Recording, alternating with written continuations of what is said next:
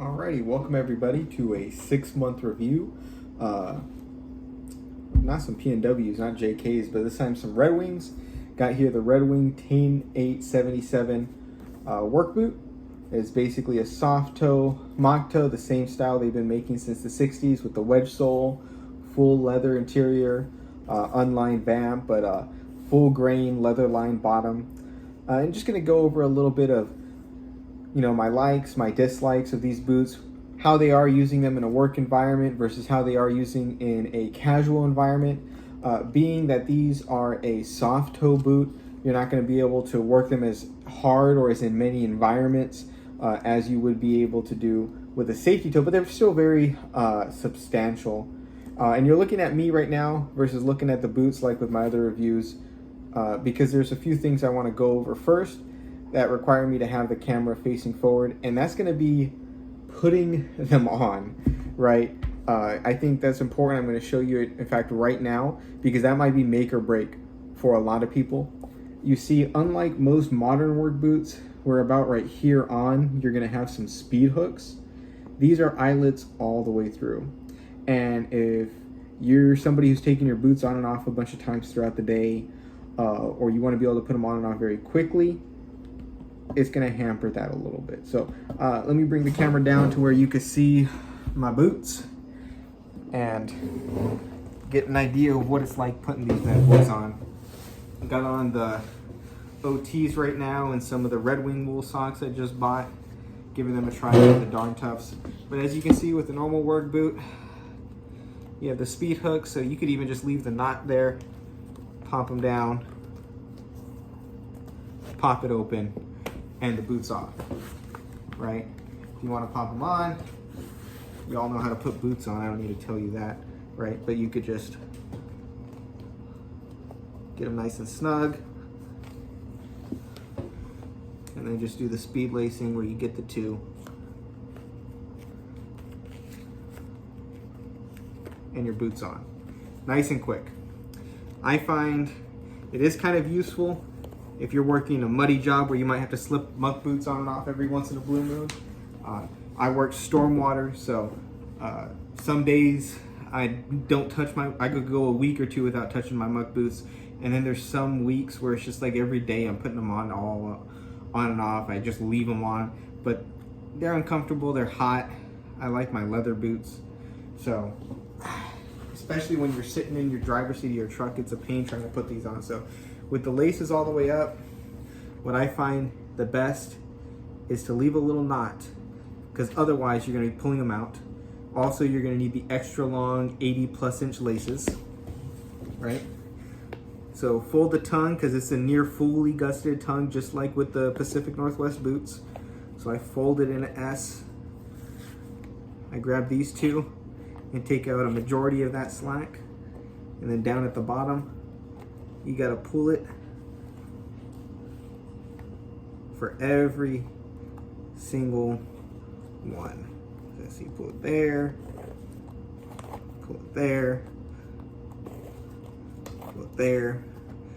And I like to do my instep individually, because it's important for your foot not to slide forward to get that nice and good. And then up for my ankle and the rest of my leg, I could go every other, and it's not as big a deal, right? Just make sure it gets around the kiltie there. And you're gonna have a bunch of extra lace, because you need these 80-inch laces like you saw to fully get the boot off if you're gonna be lacing it up all the way. And me, I like to do a Parisian or a Beluti knot, where you just put the lace and the bunny ear through opposite ends. And then your boot's tied. Not the toughest thing in the world, but as you saw, that is a lot slower than your standard boot with the speed hooks. As for taking it, now what other guys will do is they'll use standard length laces like the ones on here, and they'll just tie it to right here. Then why do you fucking have tall boots if you're not gonna lace them up all the way? So you need the tall laces. To take them off, you gotta tie the end so that way, like I said, it doesn't slip out. And I find, break it, go about 3, pop it out, and then 2 at a time. And that'll loosen it up enough that I can get my foot out. Boots on. And I wanted to start the review with that because, I mean, like I said, if you're working in and out of muck boots and you got to take your boots on and off a couple times a day, or even every just once in a blue moon, especially trying to do it in the driver's seat of a truck because it's raining outside or it's muddy on the side of the road or whatever, that's annoying as hell to do. And I know because I've done it. You know, so between that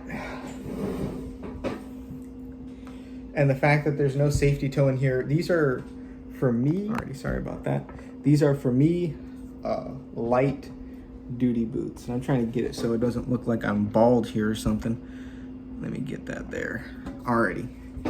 No safety toe, kind of a pain in the ass to get on and off.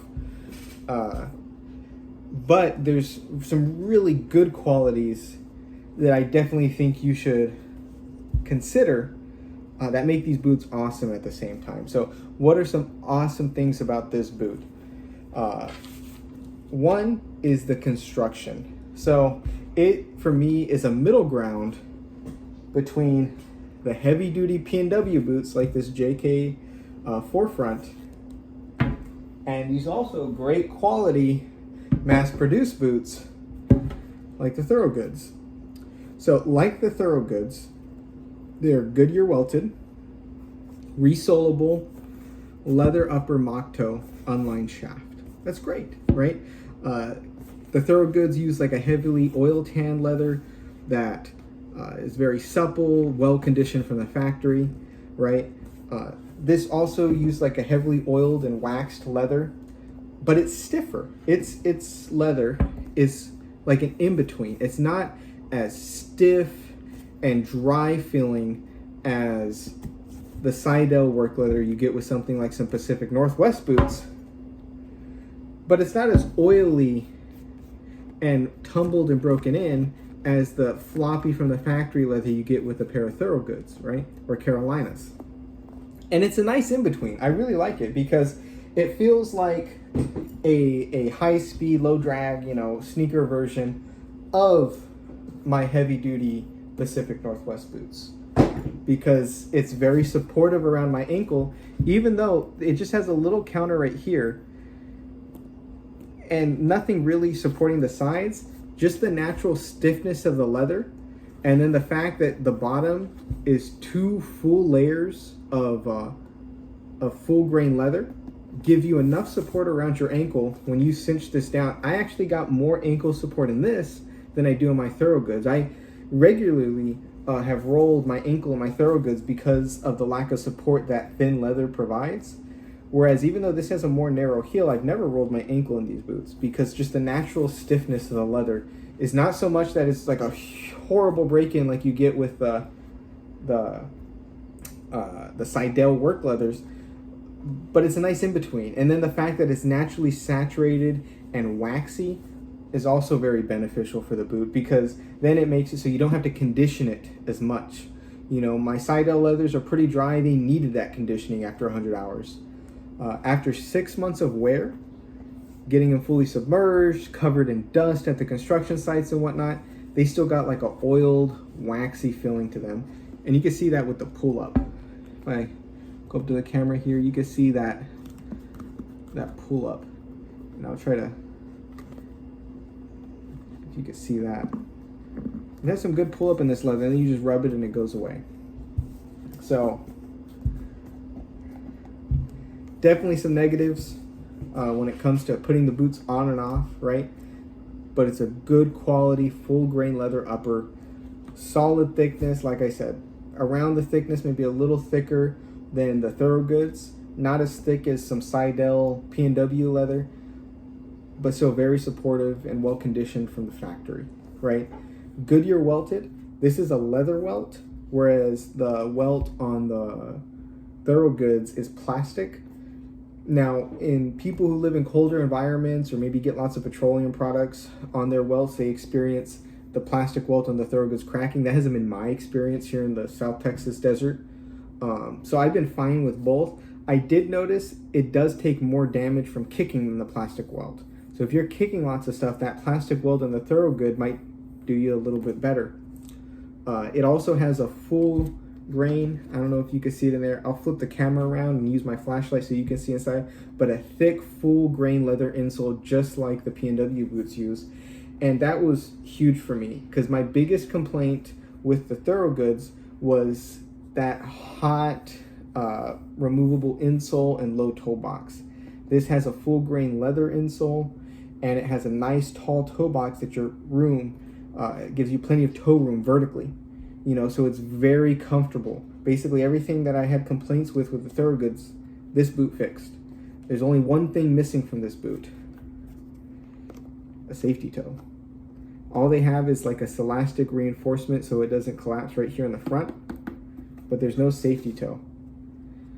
So because of that there's no safety toe, I kind of got to regulate these to my light duty boots. So on days where I'm going to be doing mostly meetings, talking with residents, doing anything where there's not a danger to my feet, you know, I put these on. And these have been my casual wear boots. I basically wear these whenever I get off of work. And they've been wonderful for that.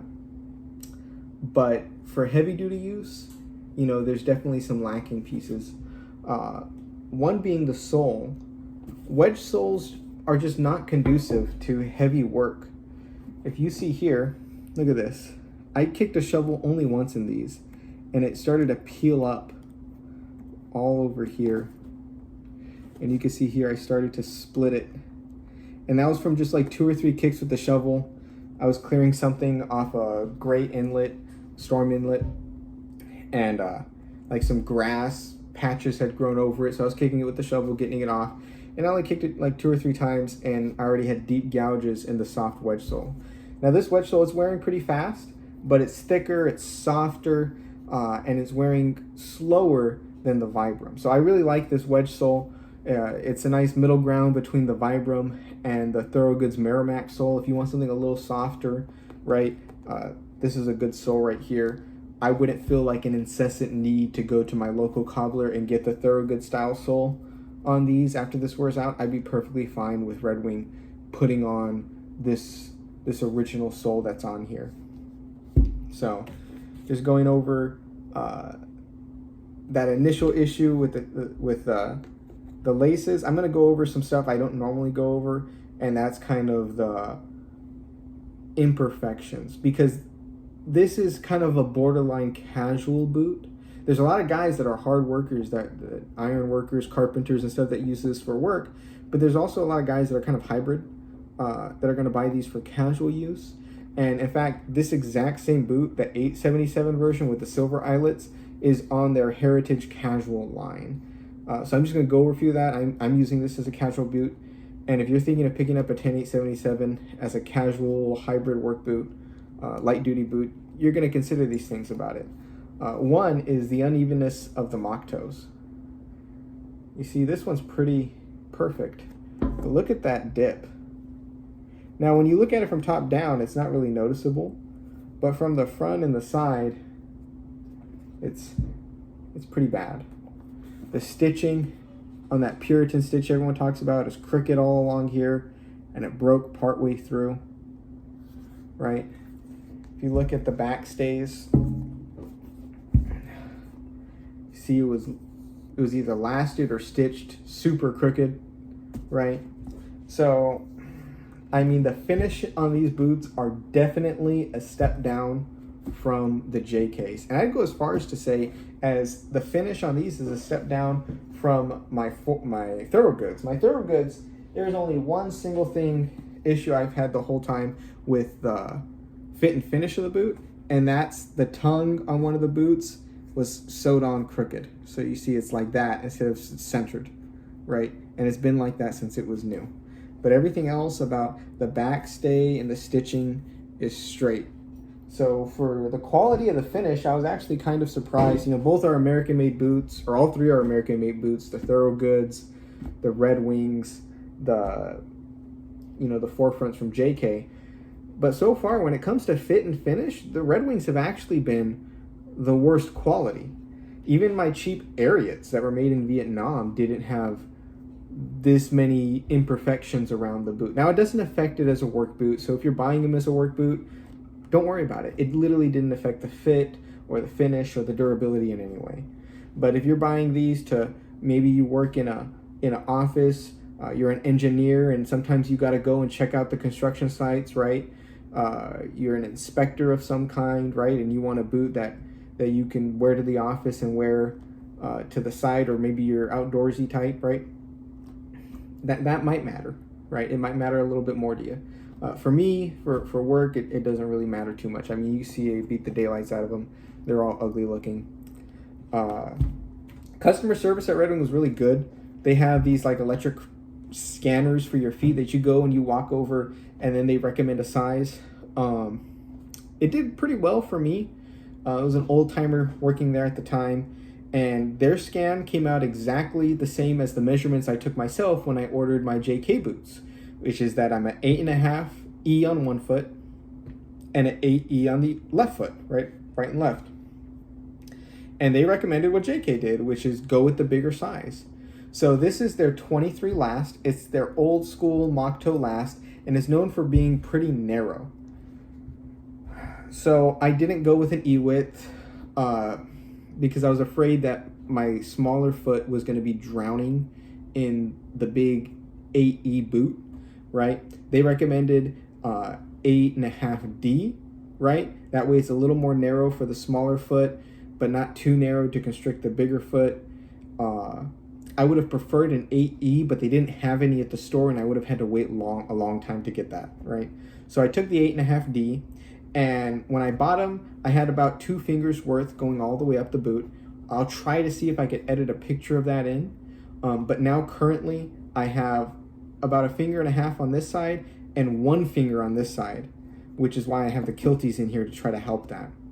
The other issue I found is as the leather stretched and broke in, my left foot, my half size smaller one, really started to slosh around in this boot. It was just a little too big, right? Unfortunately. So what I did is JK's, those tiny thin Specco insoles that came with the boot, I didn't need them for the JKs, but I threw them in here, and it 100% fixed that fitment issue.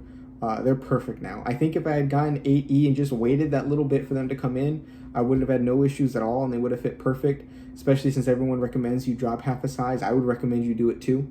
Just make sure the width works for you. But I really think if I had just gotten 8Es, I wouldn't even need that. And I like that feeling of leather under my foot, especially since I already wear the full cushion Darden Tough socks.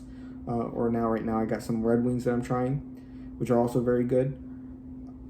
I'm probably going to order like from NYX or JK their thin leather insoles. I'm just going to call and kind of figure out what the width is, try to match these Specco ones and toss them in there, and that's going to fix the fitment issues. Other than that, fitment's been great. Break-in compared to the Seidel work leathers and the P&W was an absolute breeze. Customer service there at the Redwing store, my local one at least, was a breeze.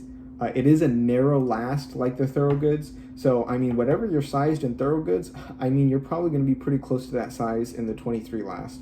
Like I said, with the Thorogoods, I could take an 8EE or an 8.5 D, right? These 8D, 8.5 D, I'm sorry, they fit all right, but an 8E or EE would have been better, just like how I have with my Thorogoods. Again, this is a similar, like, thin, narrow last. For comfort, they're extremely comfortable. I've worn them on long days. Just the other week, I had a day where we clocked in the morning and we didn't clock out till 3 a.m. the next day because we were working some events here in the city, had a bunch of stuff going down. And so with my position, I was just there the whole time. And I wore these bad boys, and it was cold outside. It was in the 50s and 40s, windy and drizzling, and these boots were supremely comfortable. I was very happy with their performance. For the durability, this leather has been pretty durable. I'd say it's more durable than the Thorogoods thin leather. And in fact, let's get a nice close-up of this leather. Oh, so I'm gonna have to turn the camera around. I have to turn it off first. Let's get a close-up of the leather on these boots. First, we'll go with the left boot. So you can see there some scratches, nothing too bad. The front's all banged up, but they've held up well. When I pump the manhole covers, I'll lean them on my boot as I check in with the flashlight, so sometimes I get some scratches up here. The black on the eyelets mostly come off in a lot of the areas, so if you really want them to stay black, better not be working in them too much. That's it. The sole's holding up really well. 6 months of wear. And like I said, these are the main boots I've been wearing when I get out of work. Nice and comfortable. You can see the welt started to curl up there in the front from kicking stuff. And these are, it's not like the Thorogood. The Thorogood is basically a round toe boot where they pinch the leather together for the mock toe, whereas the Redwing is a true two-piece mock toe. So these weren't glued together very well from the factory. So again, if that's one thing you're worried about, it might bother you if you're not working in them. This is the boot with some quality control issues. This is the right one. You can see how crooked that is. And then, where is it? And then along here, the stitching broke. Is it on the other side? Yeah, it's crooked stitching on both sides. Here you go, you can see it's crooked. The stitcher, the thread must have broke, and then they retied it, and then they kept going. And this right boot also got a bit more wear, as you can see.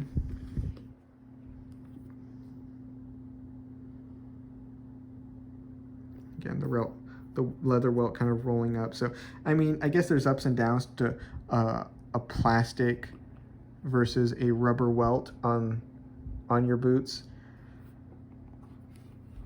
I mean, I can go either way, to be honest. But if you're going to kick a lot of stuff, I definitely would just recommend going and getting yourself a rubber welt, or at least putting something on there so they don't get the absolute daylights thrashed out of them. Okay, let's move this back.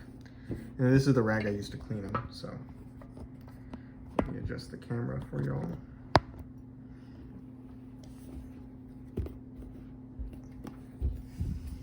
Alrighty, so what do I think of the boots?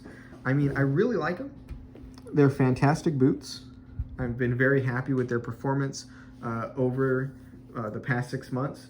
Definitely would recommend when you're sizing them, just go a half size down and find a width. If you're looking at the 877s and you need to play with your width, just get the 10 877s. They offer a huge variety of widths.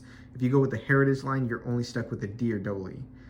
The other benefit to getting the work line is perhaps the work line has worse quality control. I don't know, I've never had a pair from the Heritage line. This is actually the first pair of Redwings I've ever had. But it might be worth it, so that way you get that wide variety of B, C widths if you have a narrow foot, or E widths and double E, triple E, quadruple E if you have a wider foot, especially with this being such a narrow last. The leather's been fantastic. The leather on this boot is probably my favorite thing about it. Of all of my boots, this is probably my favorite leather, right? The wedge sole, much more happy with this than the Vibram Christie. It just came thicker from the factory, as you can see, like versus the outside of my Christie sole. It just came real thin from the factory. I don't know why. And the tread depth was always pretty terrible. Now these do have more wear on them, but just talking about soles, I mean, the Merrimack's still, I think, king, the Thorogood sole. But all in all, it's been a very solid boot that I've been very happy with. I would highly recommend it if you're doing like yard work, you're working in a mechanic shop or a tire shop. If they don't require a steel toe, any job where you're working hard and you need some good boots, these boots are fantastic. They're gonna be soft under your feet. If you wear them with a good pair of wool socks, they're gonna be nice and warm. You know, I was out there in that cold 50-degree wet weather for hours, and my feet with a good pair of Dark Toughs weren't complaining at all. They were nice and warm, especially as long as I was working and moving, they stayed comfortable, right? And now if you stand over snow for a long period of time, that might be different. But no, these have been really comfortable boots, very supportive, even with the lack of a full-size counter, heel counter that most boots have. Very, very pleased with them. Would highly recommend them for anybody looking for a medium to light duty work boot that doesn't require a safety toe. So I'll try to edit this together, throw in a few pictures as I'm talking of some of the stuff I'm talking about, the events that I was working. Like I said, this is my lighter duty boot, so I usually wear this when I'm not having to kick too much shovels. I kicked and put those gouges in the bottom of the sole pretty early on. In fact, it might be good just to show you that close up. You can see here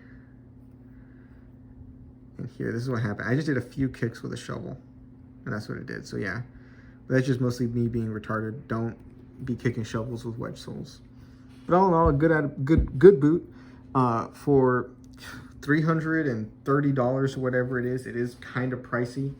I had a work boot voucher, so I only paid $156, and for that, shit, I'll buy a pair every year. Is it worth $300? Is it $100 better than the Thorogoods? You know, that may be for you to decide. If I need a work boot that doesn't require a safety toe, I would buy these over soft toe Thorogoods every day. They're just so much better built, that full leather interior. Oh, sorry about that, it got cut off. Had someone come to the door. Wife's pregnant, they're dropping off a bunch of stuff. But yeah, so if you're looking for a good light duty work boot, something that's a soft toe with a nice comfortable toe room, vertical toe box, I definitely think it's worth $100 more than a pair of Thorogoods. If you're looking for that full leather construction. Me here in South Texas, I mean, it was in the high 80s the other day, and it's almost Christmas. It's triple digits most of the year round, 90s with 40 to 80% humidity. So having all those synthetics, it makes your boots smell, your feet and socks smell. It's not as breathable. So for me, for my light duty casual wear, this is fantastic. It's definitely worth the $100 extra. If I had to buy them full price, and these died, I certainly would. When I get my boot voucher next year, in fact, I'm probably gonna buy this exact pair, but like I said, I'm gonna try and just be more patient and wait for that 8E to hopefully get that perfect fit, or 8EE. I might see if they have some 877, some casual wear that I could try on. But my boot voucher, I gotta buy from the work line. So might give one of those a shot. Try to get that fit down perfect and then put these up for sale on eBay or something. But that's it for the 6-month review of the Redwing 10877s. Hopefully you all found it informative and I didn't ramble on for too long and make some sense, hopefully. But thank y'all. Hope you have a good one.